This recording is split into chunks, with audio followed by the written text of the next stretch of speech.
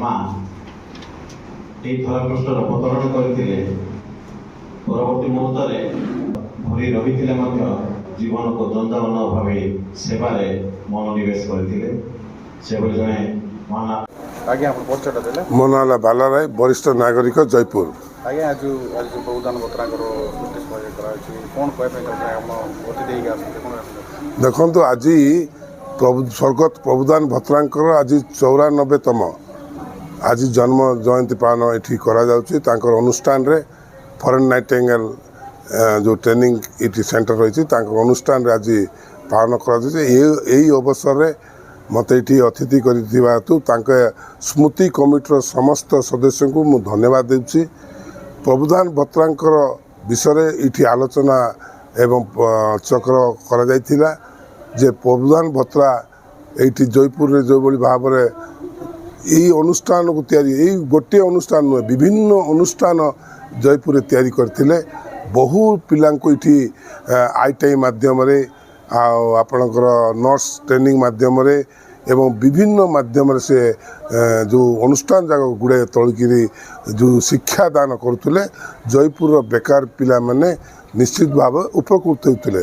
ତେଣୁ ଆଜି ଏ ଅବସରରେ ତାଙ୍କର ଜନ୍ମ ଜୟନ୍ତୀ ଅବସରରେ ଏଠି ସମସ୍ତେ ତାଙ୍କର ବିଷୟରେ ଆଲୋକପାତ କରିଥିଲେ।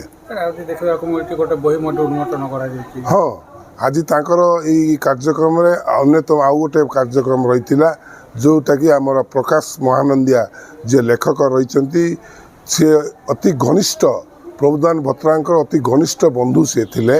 ତାଙ୍କର ଗୋଟେ ଆଜି ବହି ମଧ୍ୟ ଆଜି ଜୟନ୍ତୀ ଉତ୍ସବରେ ଗୋଟେ ପ୍ରକାଶିତ ହୋଇଥିଲା ଏବଂ ଅନୁଷ୍ଠାନ ତରଫରୁ ତାଙ୍କର ବହିକୁ ଆନୁଷ୍ଠାନିକ ଭାବରେ ପ୍ରକାଶ କରାଯାଇଥିଲା ଏବଂ ଉନ୍ମୋଚନ କରାଯାଇଥିଲା। ଆପଣ ମିଶିଥିଲେ, ଆପଣ ତାଙ୍କ ସହିତ କ'ଣ ଏମିତି ଆଜ୍ଞାଙ୍କର ଗୁଣ ଥିଲା ଲୋକମାନଙ୍କ ପାଇଁ କି ଆଗାମୀ ପିଢ଼ି ପାଇଁ କିଛି?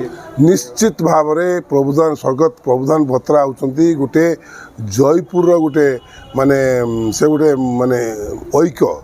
ଜୟପୁର ପାଇଁ ସେ ଗୋଟେ ନିଶ୍ଚିତ ଭାବରେ ଗର୍ବର କରିବା କଥା।